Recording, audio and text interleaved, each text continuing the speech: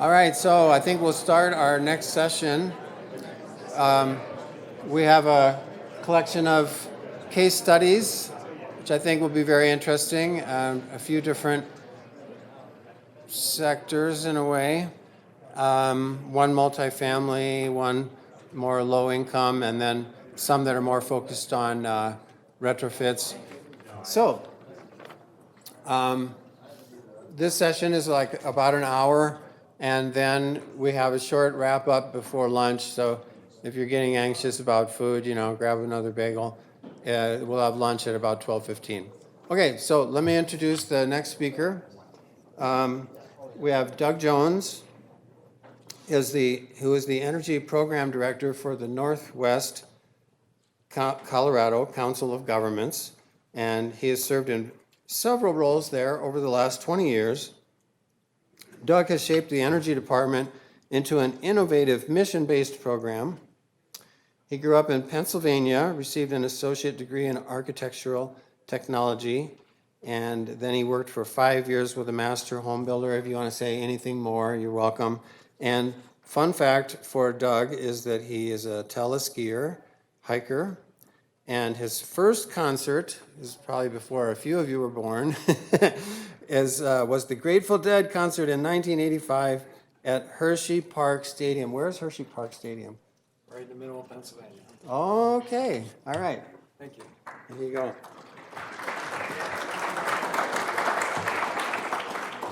Thank you. Still feeling the effects of that concert for sure, so bear with me today a little bit. Yes, I'm the director of the energy program at Northwest Colorado Council of Governments.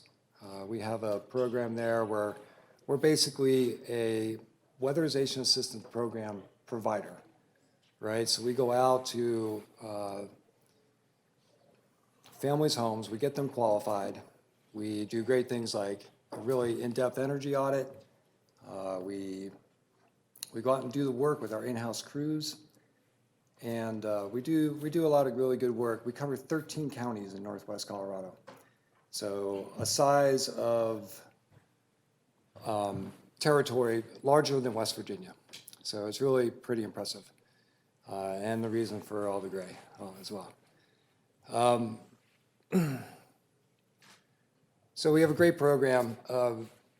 In the winter of 2020, my wife and I went to see a climate change program hosted by HC3 up in Breckenridge. And it was a Rob Davies presentation. And we left that day and we were disturbed, kind of depressed about the state of things. And we decided to, basically change things on our personal level. We started a greenhouse and started growing our own veggies. We started, changed our diet. That was a big thing. And we wanted to do more on our personal level, and it was wonderful. A few weeks after that, John Gitchell reached out to us from Eagle County and said, what you're doing in our county is fantastic. Helping people save energy all at the same time, but how do we do more? How do we really take it to the next level? And over the following weeks, we decided to develop a beneficial electrification program with Eagle County. And we came up with this. So,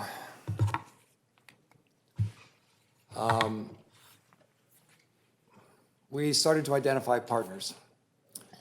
During this time, COVID hit, and we took a break from going out into people's homes. And our in-house crews started to study, started to train on how to install cold climate heat pumps, heat pump water heaters. We started to look at how difficult is this going to be? Can we really pull it off? We started to identify good products, figure out who to get them from, and started to get our own certifications in-house to install these products. After COVID broke, we started going back into the homes. We started to identify really good partners in our region. Of course, Eagle County, Walking Mountain Science Center helped us out with rebates to fund the project. And the Colorado Energy Office was just they're like our guiding light in energy savings, right? So they were very supportive from the very get-go of this project and wanted monthly updates and really drove us to do better. And then, of course, Holy Cross Energy, which is the local energy provider in our region. We couldn't have done it without them. They provided technical support. They helped us develop what we're going to do out there. And they also provided rebates, which was a big thing for us in training our employees and making this doable for us. So thank you, Holy Cross. We started this by identifying a few propane users in Eagle County, right? High cost of fuel.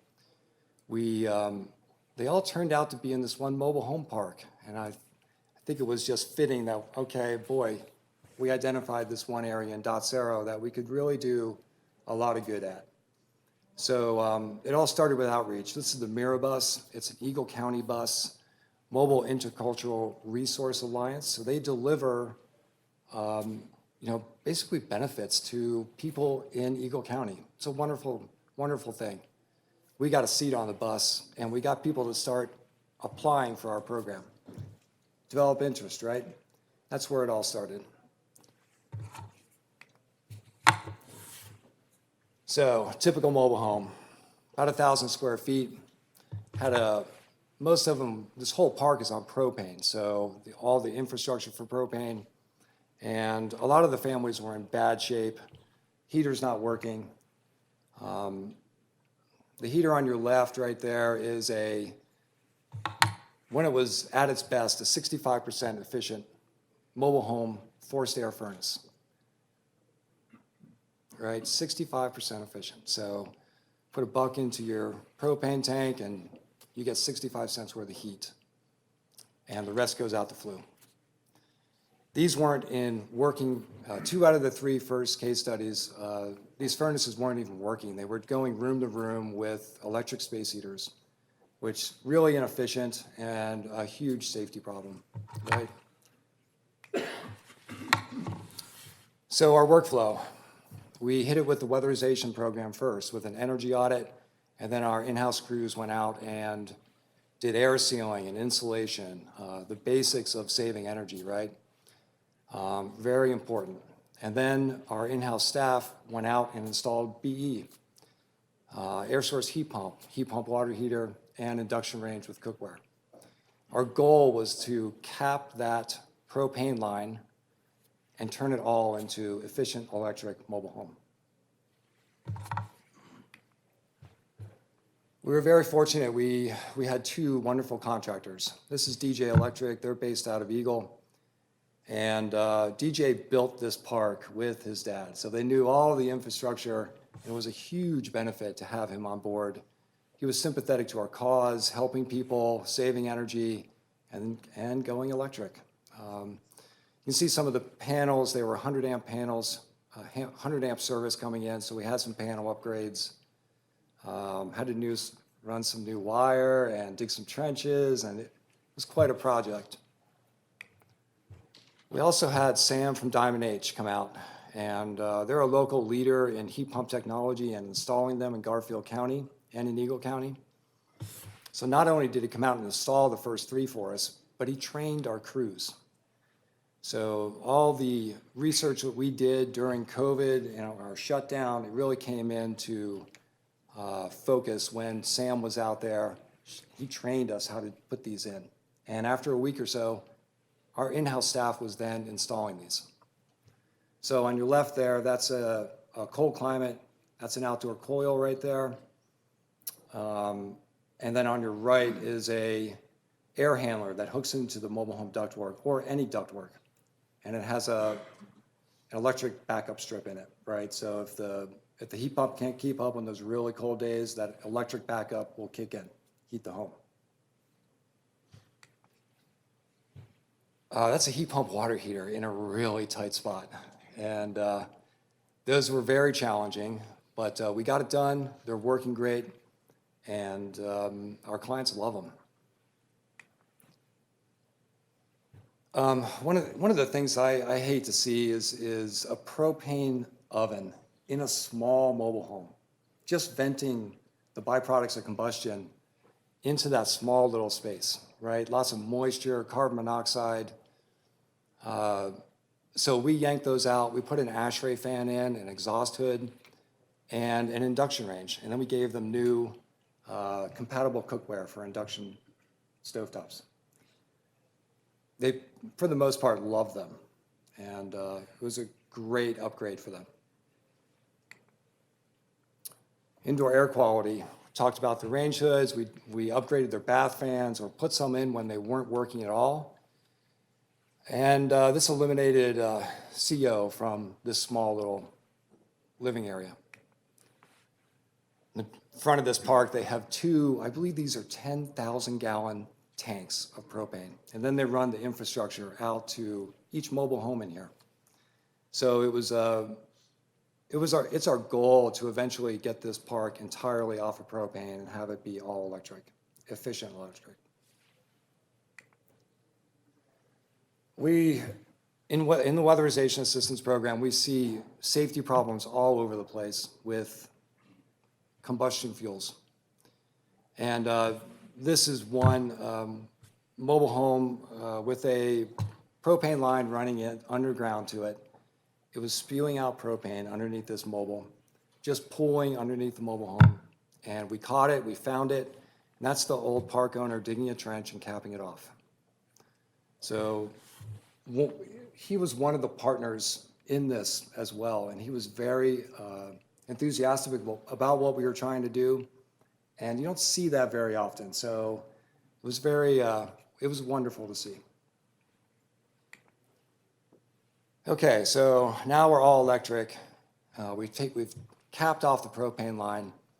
In our first case study here, so the year before we did this, their overall utility cost was $12.88 for the entire year. After we went to full electric, got rid of the propane, they saved $503. I think this was a 40% savings for them on the year. So that was wonderful to see. This particular one, it was a single mom with a young child there, and in 2020, they were heating their home to 63 degrees, right? 63 degrees, they were freezing. And afterwards, now they're heating their home to 68, 70, and they're still saving 40% on their energy bill. And I feel like we kind of unlocked that little girl's potential that day when now she has a place to study, and it was just a wonderful story there. Number two, I think this one was 33% savings. They have a huge utility bill because they had an apartment out back. And number three, we had some client education problems with this one. Basically, teenagers cranking the thermostat up and engaging that electric resistant. So this kind of breaks down the energy savings real quick. After looking at this, and I was missing something. And the overall electric savings is what I was missing. In 2020, they were running on propane, they were running on inefficient electric. And after we went all electric, their electric usage actually went down the next year, even after we installed all those electric appliances. And it was because of where we started, right? We started with inefficient electric appliances in those homes. So that was wonderful to see and puts a huge smile on my face. So lots of benefits to this, right? Helping people, saving energy, and then eliminating greenhouse gases. We are now 20% done with this park and electrifying it, which is, it's been a 3-year program, right? And it's been a lot of work and difficult work. The press that has come out of this, we've been on CPR, we went national to NPR. We've had people calling our office from Maine to Washington State this year. And it's been really wonderful to see influencing other communities around the country. So it's been just great. We're in talks with the mobile home park owner to install a solar field out front. And we are partnering with Eagle County to really blow this program up at this point. This is our new building. It's not quite done yet, but we're looking to do a ton more of this, and this will be our new operations center.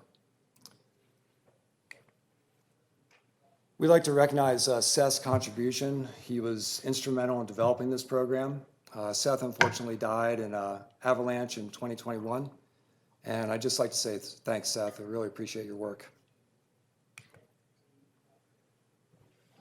So after this initial program of these 3 and the 20% at the mobile home, we're now installing mini splits, whole house systems around our 13 county jurisdiction, if you will, wall units, ceiling cassettes, and air handlers.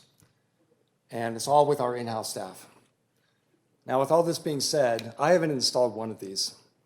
It's all because of our great, amazing staff that we've been able to do this, right? Training opportunities for them, advancement opportunities, and increased pay. It's been wonderful. That's Justin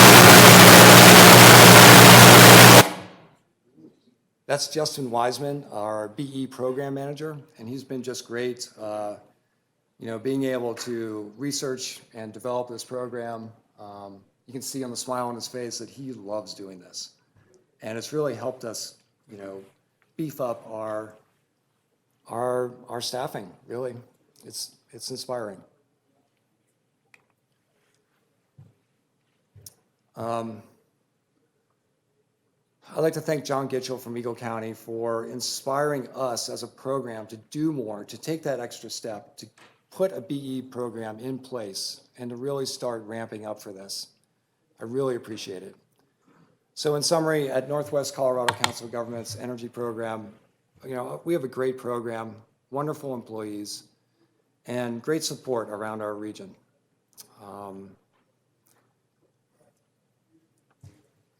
So thank you very much. Questions? We'll save them for the end. All right. Thank you very much. Thank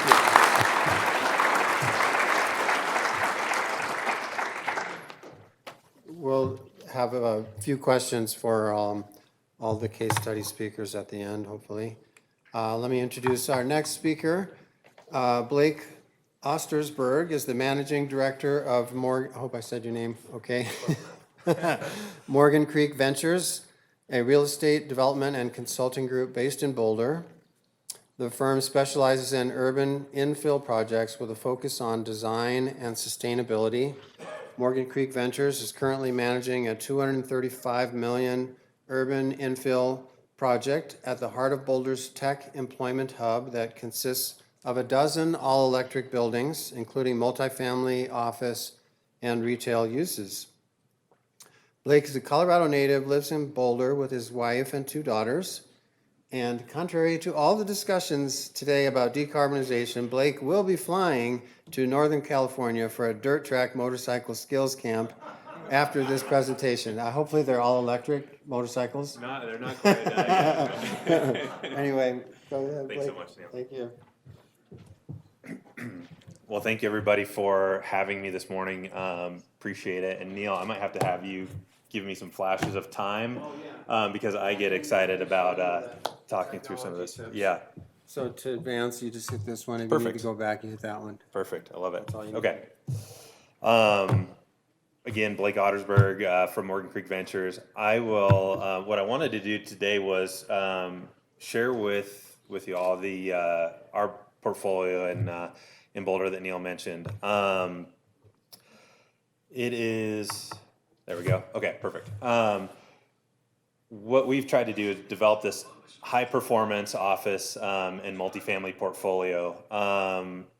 As Neil mentioned, it's a 12-building portfolio. We're currently in just getting ready to kick off the 3rd and final phase of it. At the completion of it, we're going to have about 150,000 square feet of multi-tenant, multi-story office building. We're going to have about 224 residential units within it, and a smattering of about 19,000 square feet of retail within it. What's been interesting with this portfolio has really been the evolution of this portfolio kind of over the last, kind of as we've been working through it. With our capital partners on this portfolio, we really started off with this goal to push the limits, kind of as much as we could towards, kind of net zero in a multifamily or in an office environment. Our first two buildings in the project, we're not very good at naming. We call them Boulder Commons 1. Our next phase was Boulder Commons 2. But with that, we really tried to push the limits on, kind of creating an efficient, kind of building design, working with building systems, and looking to maximize the solar generation on the building in order to truly be net zero aspiring. So with those first couple buildings we had, they're basically kind of 4-story multi-tenant buildings, which, for many of the room, you probably know that, kind of as you kind of go up in the building, it gets tougher to kind of meet net zero with on-site energy production. And so I'll talk a little bit more about how we did that with these. And then it's been neat with the projects as this portfolio has kind of evolved and as we've kind of built on the subsequent phases of it. We've looked to add technologies to it, sort of improving, kind of like as we go along, learning lessons, kind of like with each phase. And then we also added on a new product type, kind of within it. So we started off with office, developed 3 office buildings, developed a multifamily building in our second phase, and really kind of with the multifamily buildings as we've progressed, we've really tried to develop them into, what we kind of considered, production ready. We kind of went from R&D phases within this portfolio into kind of like what we felt was production ready. So let me talk a little bit about some of the design highlights with these buildings. Some of our core values or things that we were shooting for with these buildings was to go through, kind of a high performance design in all electric buildings, which I'll spend a little bit more time next on this.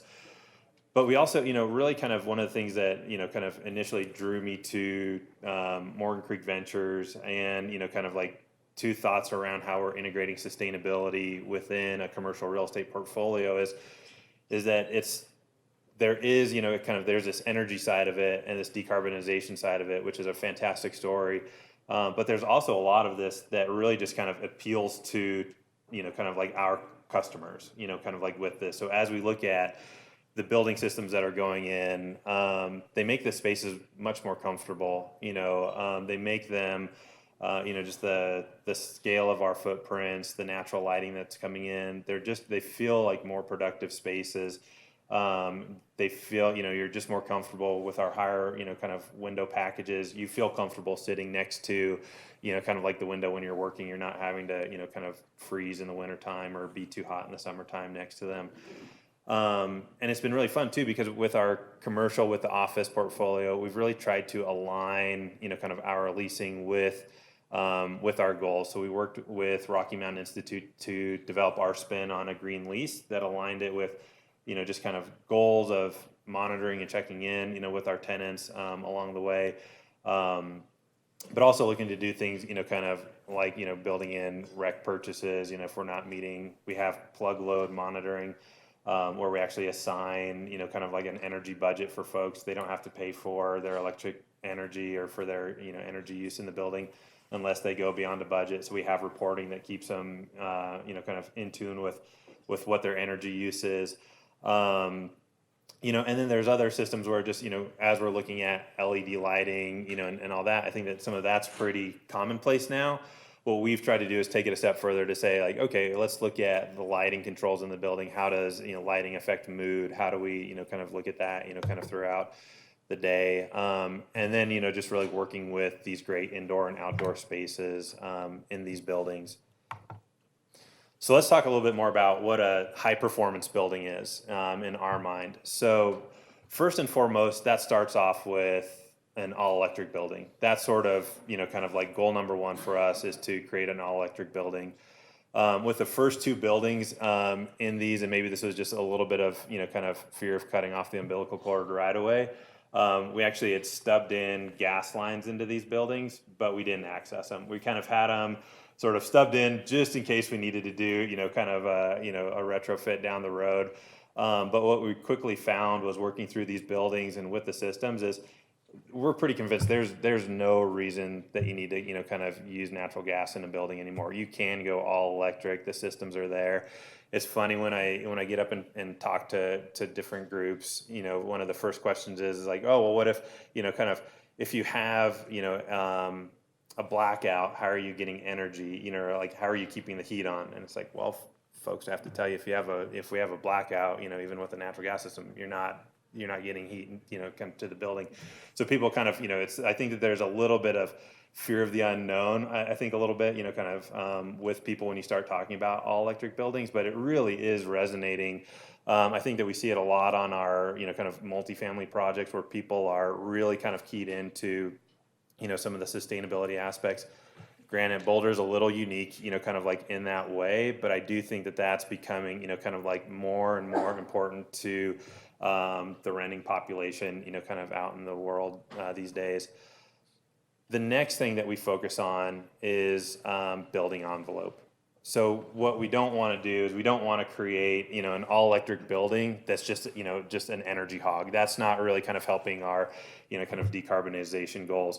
So I would say the next thing that we've really kind of like focused in and keyed in on is really kind of a tight building envelope. And I'll talk a little bit more later in the presentation about what that means, and kind of how we do that.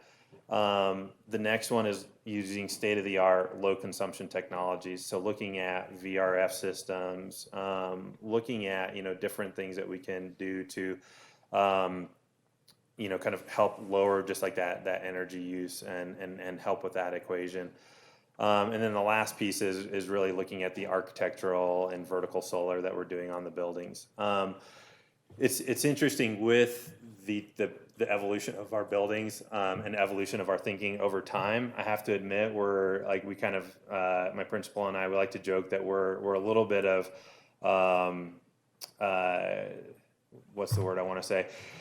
We're a little bit of converted like net solar or kind of like net on-site, kind of like energy consumption folks, where we, kind of, I'm not totally convinced that on-site renewable energy is, kind of the solution out of the problem that we're faced with over the coming years. You look at just the scale of what we can do. You can see the estimated on-site solar, kind of energy production that we're creating on our buildings, and we've really tried to maximize it. We've done some unique things. In the building background on the picture here, you can see these vertical walls. That was a pretty innovative way of looking at, just kind of a lot of time spent with our, kind of structural engineers, with our, with our solar engineers to develop and work with kind of racking system and off-the-shelf parts to create this vertical racking array. We've looked to maximize our on, kind of like roof, kind of like solar with it. But the reality is that that's not something that we can achieve and is appropriate for every application in every environment. We have the benefit of these buildings sit kind of next to a railroad track. We have good site positioning, that is somewhat controllable, with the project, to take advantage of, kind of like the solar exposure with it.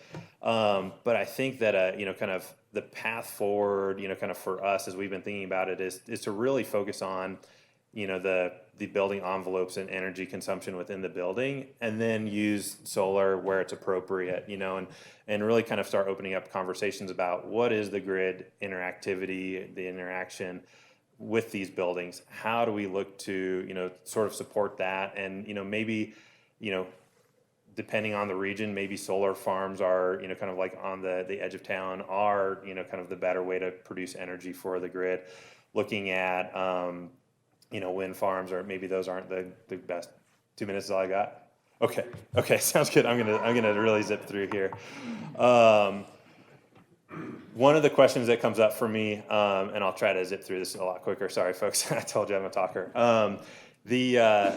Where we started off with our portfolio was we had a very, kind of active group of investors that wanted to go out and solve this problem, and it was exciting to work with them. I think what's been really interesting, and I don't expect you guys to kind of like read all this, I'll walk you through this, is that over the last couple of years, and I think that you've probably seen this, is that this has really become part of everyday conversation. We've had, institutional investors that this wasn't on the radar, kind of before 3 years ago. Now with their, kind of portfolio targets, ESG, kind of looking at building performance has really become a key to it. And it's really, what's been interesting is it's really taken it out of this, kind of like front runner, kind of like leading edge, kind of thinkers like ourselves, really bringing it into the mainstream. And it's really started to put into question, kind of what is a Class A building, if you have a really nice building, but it's not performing in these ways, if it's not kind of like future proofed against future energy codes and decarbonization goals, is that a Class A building? Is there risk, kind of in it with this building? Kind of, are we going to have retrofit risk with it? And I think that that's been a really interesting way. One of the things that we've wanted to do as a group is really sort of catalyze the industry. We're a small development group in Boulder. We're not going to change the world through the projects that we develop, but what we're hoping to do is sort of catalyze this change. And I think that this story around future proofing, around hitting, decarbonization goals is really going to be a key thesis, kind of for, kind of investors and for why we're sort of accelerating these changes. The graphic on the left is basically kind of the Paris decarbonization targets for getting, kind of to the kind of the temperature change targets for the globe.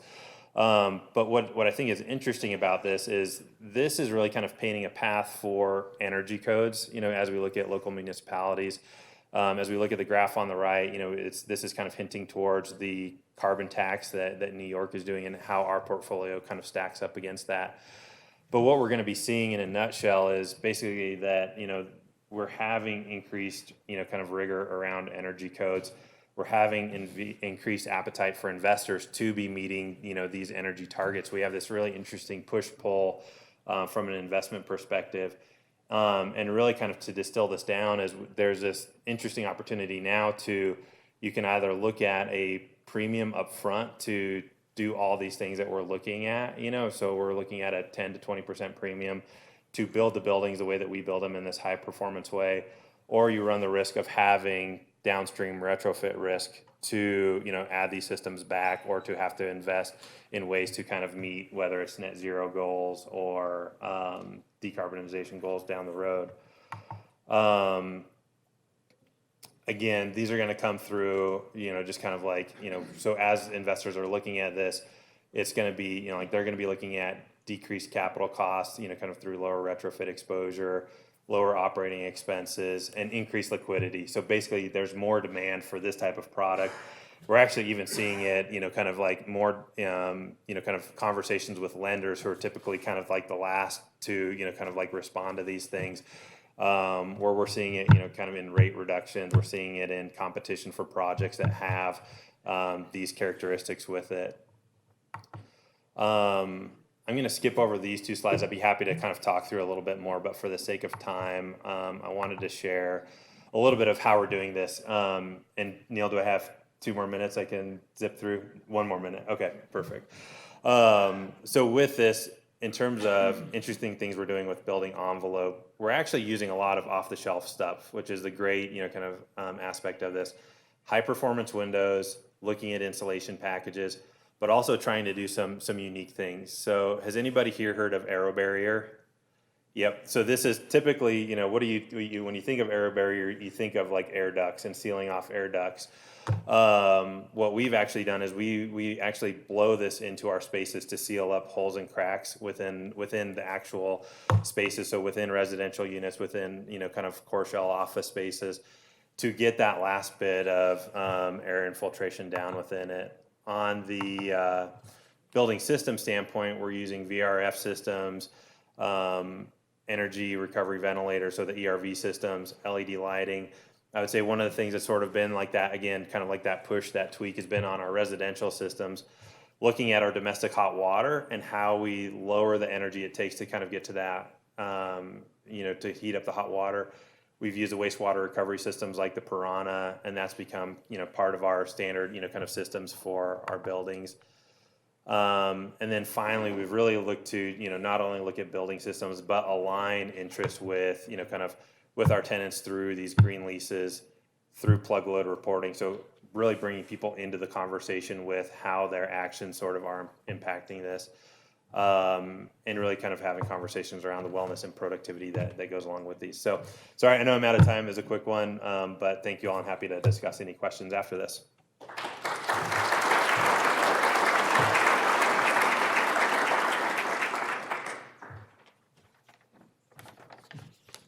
Thank you. Next, I'd like to introduce Rob with Elephant, Rob Bayless, who's an engineer by training, brings a background in consulting operations to project management. He joined Elephant Energy in 2022 to help people feel good in their homes while feeling good about their homes. A Denver native, and I love this, breakfast burrito aficionado. Now, who here doesn't love a good breakfast burrito? And he loves spending time running and hiking local trails. And in 2019, he helped launch a small batch local cidery. And he's mostly stepped back from operations, but of course, still loves a glass of artisanal dry cider. Who doesn't love that? So here we have Rob. So you just, this one just advances as this one goes back. Okay. And if you want the laser pointer. No, ooh, can't be trusted. You do that. Absolutely not. Thank you. Good morning, I guess still.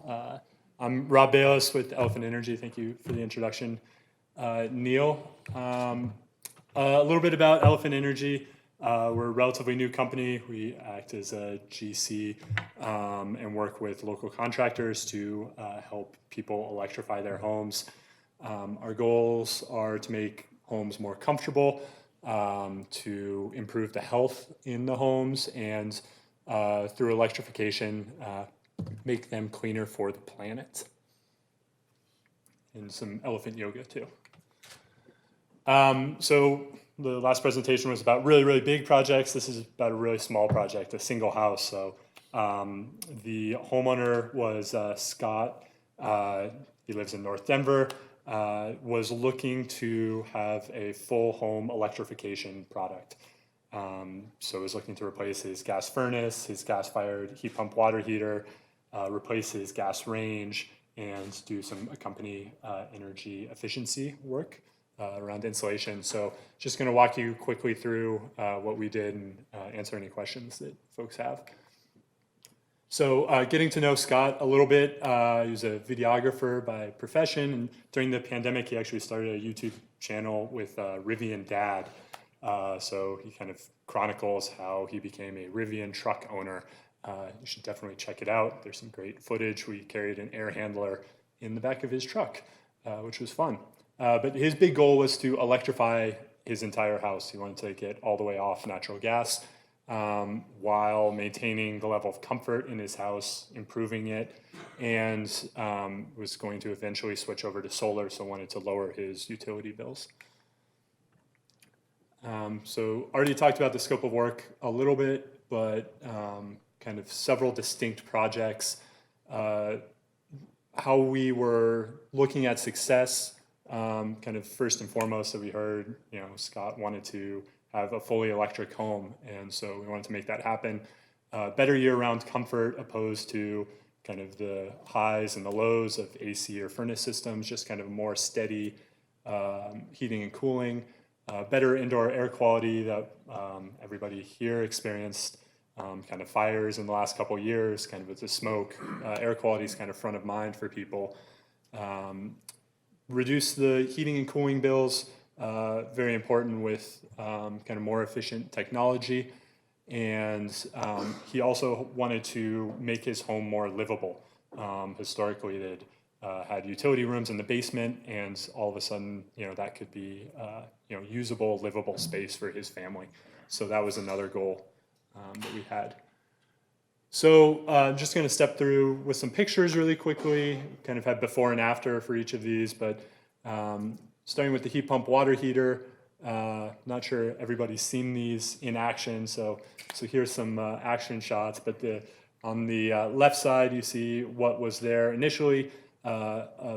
Not so old heat pump water heater, but gas powered in the middle of the room, utility room taking up a bunch of space.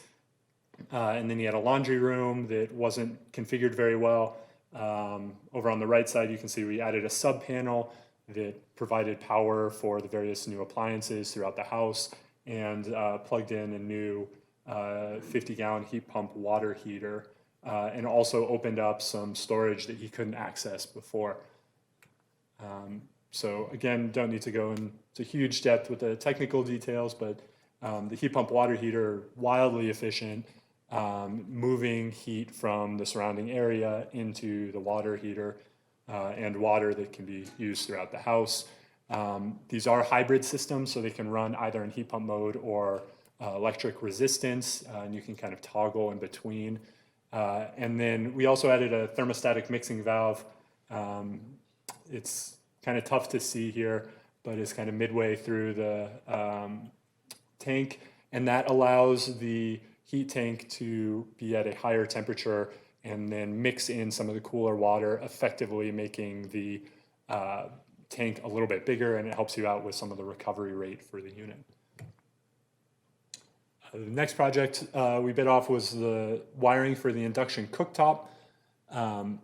Before, he just had a relatively standard gas cooktop.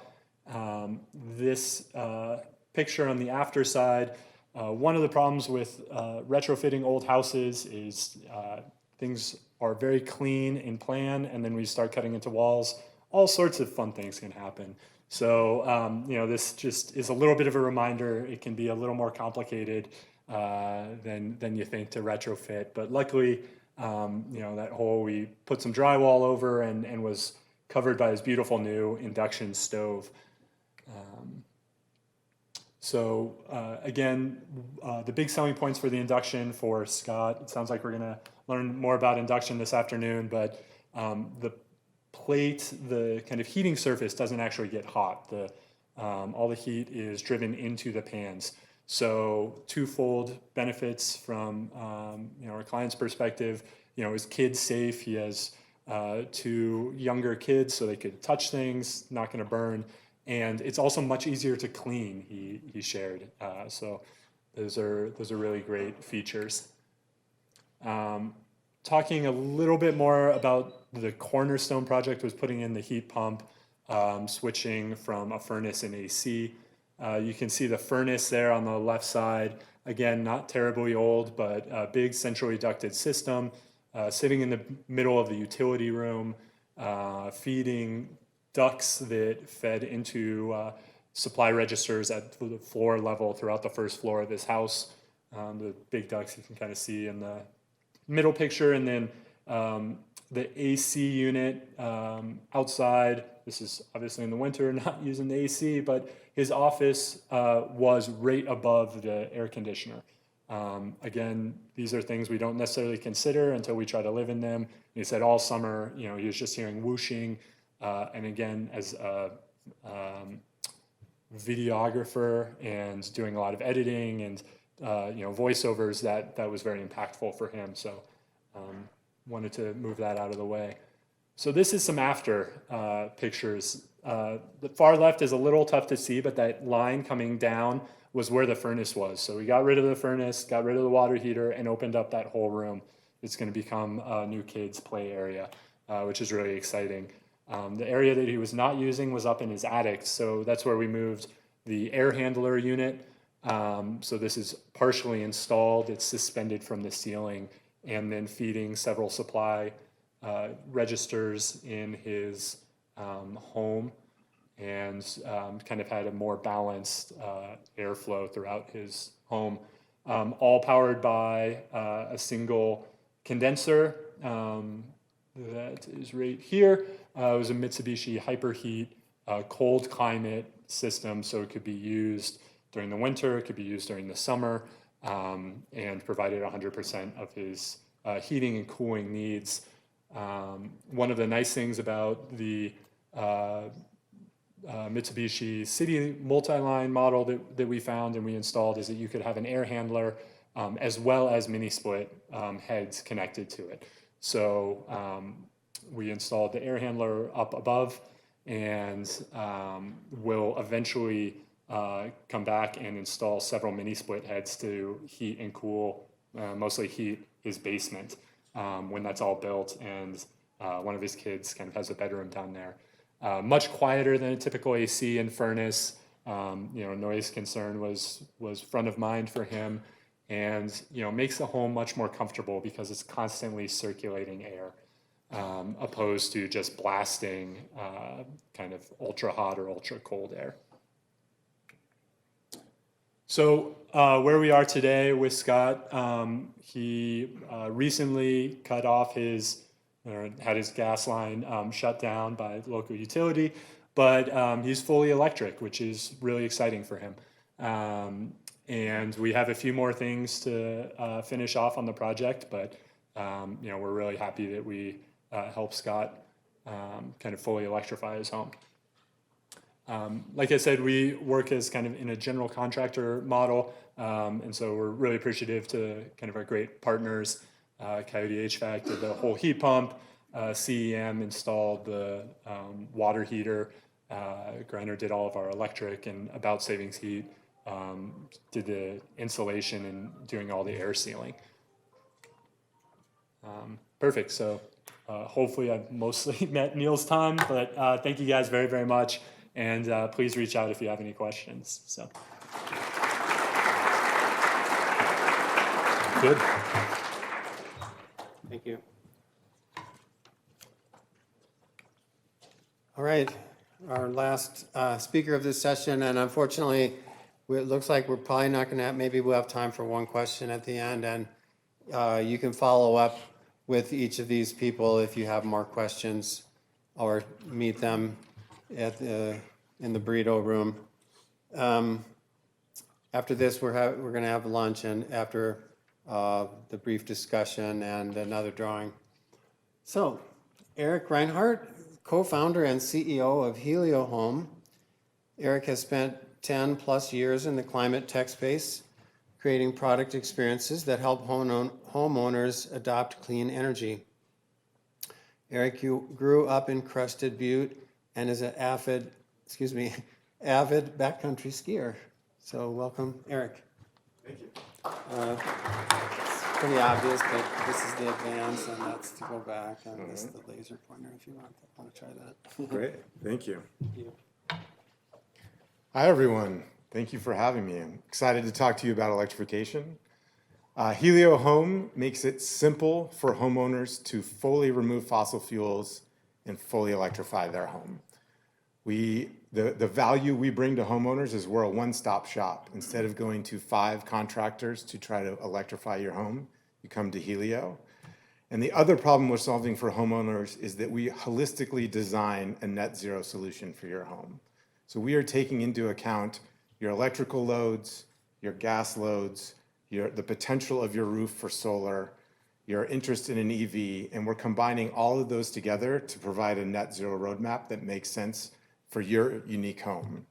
And we do that because we're building a technology platform that allows us to remotely analyze these homes and come up with the best plan possible for them to get to a fully net zero and all electric home.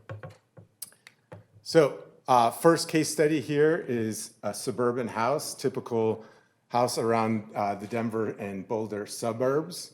The first thing you'll notice is this was built in 1992. And it has a pretty significant square footage of 3,500 square feet. So with these homes, our building codes improved significantly after 2003. So we already know that this home is probably going to be very leaky and have a high BTU load in order to heat it correctly. And it has a big square footage. So what was the customer's goal? They wanted to get to carbon neutral, and they had comfort issues. You'll also notice that they have a bedroom sitting above their garage. And most of the time we learn that if you have a bedroom or a cantilever or a bedroom above a garage or above a cantilever, it's probably not insulated very well. So these are some of the information we collect remotely about a home into our software system. We also pull in a bunch of publicly available data about this home. Its orientation, does it have a basement? What's its attic square footage? What kind of space does it have for solar? How many rooms does it have? Etc. And we pull that in to create an energy model about that home that understands the heating and cooling load of that home 365 days a year. So we can then come to that homeowner with an idea of what is the best plan for them. In this case, this homeowner wanted to do it in phases. So regardless of what a homeowner might be initially interested in, we then provide them with a full net zero roadmap so they can follow that roadmap at their pace. So this homeowner wanted to do it in 3 phases. So first phase, they wanted to address the comfort issues they had in the upper part of the house. As I mentioned, it was poorly insulated because of that garage, and the heat rises. It was sweltering in the summer and freezing in the winter. So we solved that initially by putting 3 mini split systems up in their upper floor. We then came back a few months later. We removed their central furnace. We added additional ceiling cassettes so that they could look aesthetically fit with the aesthetics of the home. And we swapped out their gas hot water heater. And then, as I mentioned, we insulated and air sealed the key parts of the home, the attic, the basement, and especially that area between the garage and the bedroom. A final phase was then we came back after we fully electrified the home, and we insulated it and we added solar so that they could get to net zero.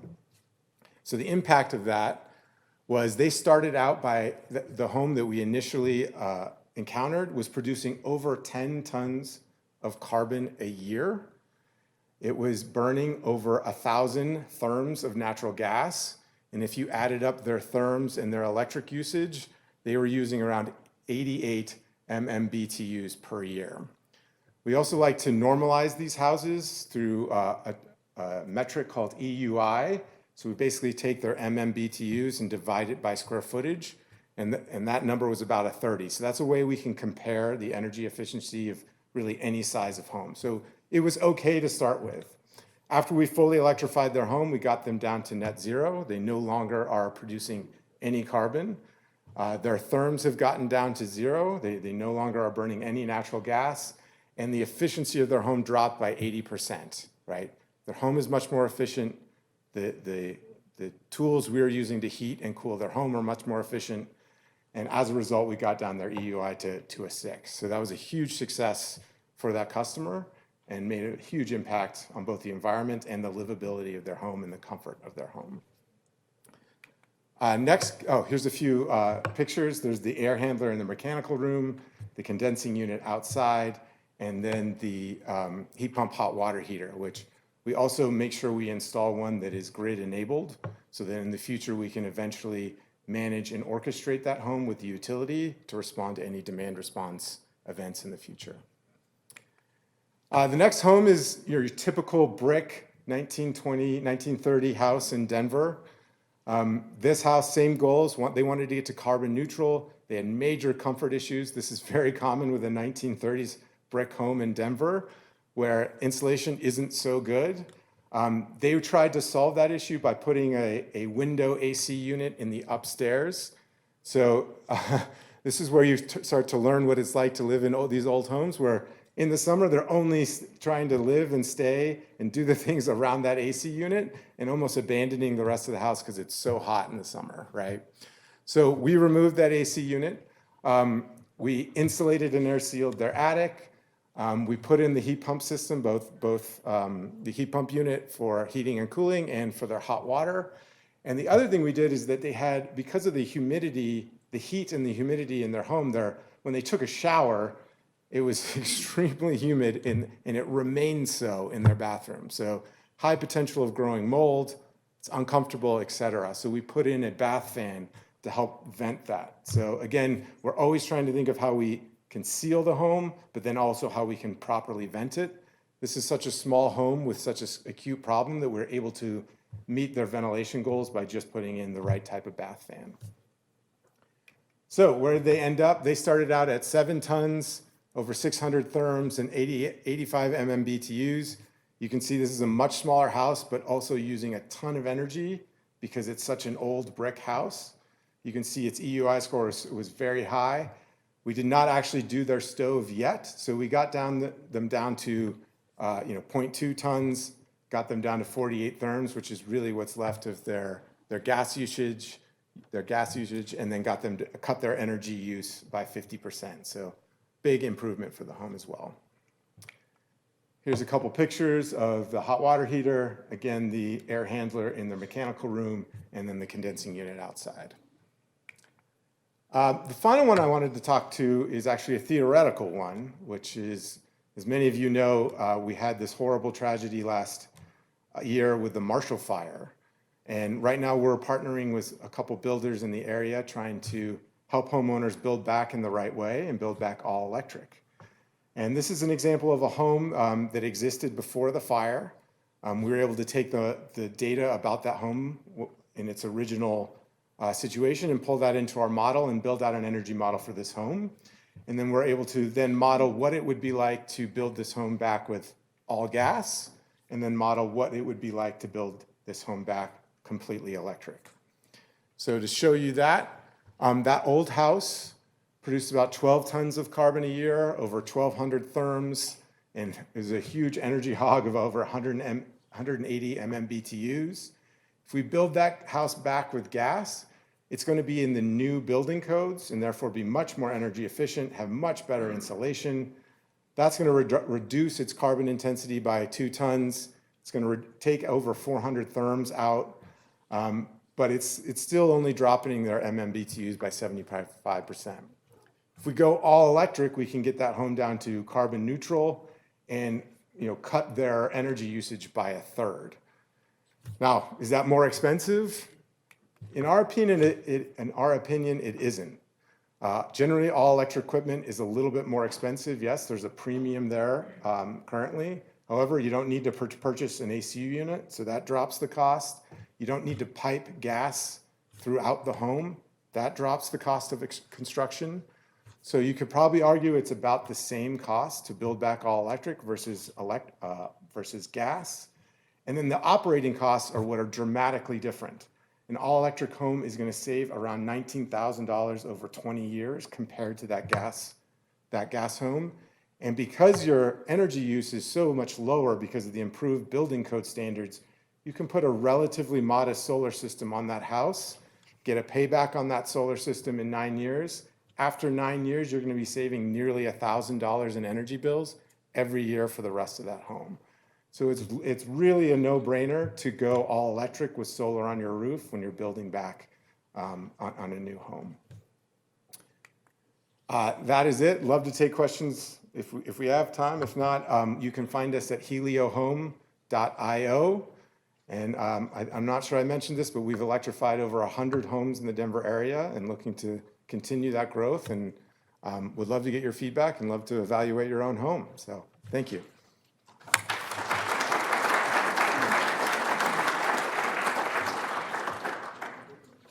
Thank you. Maybe we have time for one question, if anybody has a question for one of the 4 speakers. And if not, like I said, reach out to them by using their contact info. And that was an excellent segue, by the way, to the afternoon session where we will be talking about electric homes, more efficient new homes. So, okay, now we have Ann and Matt to have a brief discussion, and where's Rachel and Denise? Okay, so after these guys are done, you'll do the next drawing, okay? All right. Good morning. Thank you all for coming today. When we first founded Belco back in 2019, right before the pandemic, the vision was collaboration. So a little bit, we're going to spend about 15 minutes today with some questions. I'm Matt Fitzgibbon. I'm Ann Kirkpatrick from Xcel Energy. We've done a lot of listening this morning, and what we're hoping in the next few minutes is for a chance to hear from you what you need in the next few months to help empower you to make what you've heard this morning a reality in your world, in your business, and help prepare you for what's coming. So if you would, use your microphones, and this is just a chance to give us some information. What do you need? What questions do you have? How can we be of further assistance to you and to each other? And people are taking notes other than me. Don't be shy. It's a discussion, not a presentation. All right. Hi, this is Kirsten Millar again from Virtual Peaker, and I love the connection that was made in one of the case studies to DR-enabled equipment, and I think the possibilities are really exponential when we start thinking about controlling these super efficient devices and orchestrating homes. So considering that as we're putting forth plans for rebates in addition to what the IRA comes out with, really directing customers to get those Wi-Fi enabled devices that will be able to work in a demand response program. Thanks.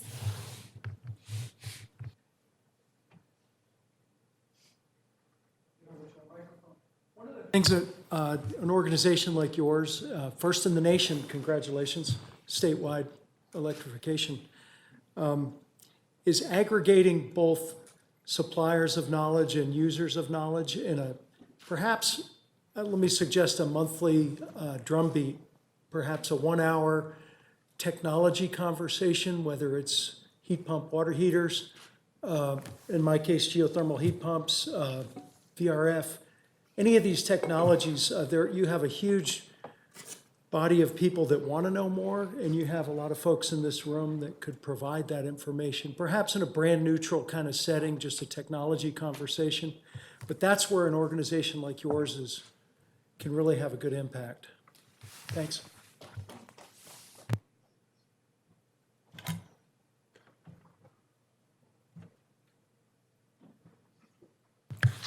Dave Roberts from the National Renewable Energy Laboratory. It seems like there's a fair bit of evidence out there that there are installation issues, particularly with air source heat pumps, faults immediately after installation, so undercharge, airflow, sizing issues.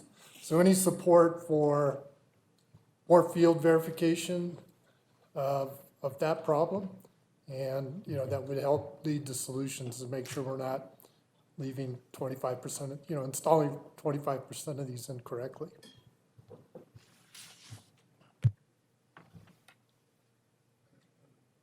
Sorry, hopefully you can hear me without a microphone. I know we've talked about this before, but when you install heat pumps, the Excel standards around SEER, EER, and HSPF, people don't know the EER standards is a cooling standard. Excel has a very high number, it's much higher than everyone else's, and it forces us to install much more expensive, much more difficult systems. And I just want to ask if we can potentially lower that number. I'd love to have that conversation.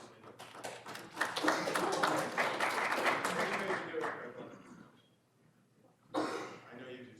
We won't forget, and we know it's an issue. We're working on it. So tagging on to that, considering the state's goals around electrification and decarbonization, Excel's goals have always been structured around energy savings and peak demand savings. Thank you. Got people online. Oh yeah, absolutely. So Excel's goals have always been focused on energy savings, peak demand savings. However, the state is now evolving to carbon and different metrics. Can we incorporate those into the goals for our utility companies as well, so that then the incentives match those? And that would speak directly to things like EER, which have traditionally been the metrics that Excel was able to use to hit those goals. I was trying not to answer anything, but I'm just going to say strategic issues, conversations are underway now, and it's going to be a big help in getting to that next step and hopefully be a problem solver kind of situation for us. Who else? Not just about Excel. What do you need? So let's, because I'm starting to hear a trend, because this is really, really good feedback. But let's ask the second half of the question, right? And so we are all industries that have a very significant impact on each other. So as we all move forward through the electrification, through this energy transition, how can we all continue to foster collaboration with feedback like what we just heard, so that we can all achieve our goals? Because each and every one of us are different, but the end result should be the same. So how do we collaborate even more? More meetings? More virtual meetings? All right. I'll take your silence as we're doing a great job. So Well, can we talk about Belco for a minute? Oh, yeah. sorry. Well, Go we ahead, do have an Patricia. idea here. Use a microphone if you can, because people online cannot hear you if you do not. In terms of collaboration, I think that the utilities, then there's the city and the counties, and then there's the state. And I think there's groups within each one of those organizations that work together, but I think that even though we have like the greenhouse gas plan and clean heat and those types of things, how do we get all of our different silos of organizations and to be using the same metrics so that resource-wise, I believe from the EBC's perspective, that the state might say, okay, we're gonna do a campaign to customers. And then the utilities do some of that as well. And then there's the rebates, and that, like, it's almost like we all have to take a piece of the pie and all be working in tandem, like with the same drumbeat, right? And otherwise, we're not gonna, getting to those goals when we have so many challenges in the market with supply chain, we're gonna have to tackle it all together instead of individually. So I don't know how to get that collaboration going and how to get that, getting all of our annual plans to line up so that we're all taking a piece that we can't all do individually. Yeah, great points. And a challenge for all of us. How do we collaborate with each other and do so in a way that we can not spend all our time collaborating, because we have to have time to do, right? So what would you like for the setting to be? Who is really within your cohort? And who do you want to expand your cohort to include?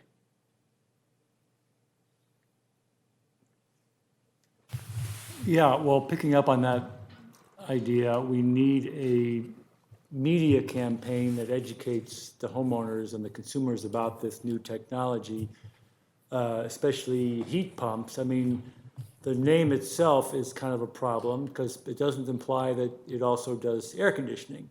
And, you know, most people, not only contractors are ignorant about the technology and how much it's changed, but consumers, homeowners, home builders, it's just this massive need for education and information, and a campaign should include traditional media, online media, social media, etc.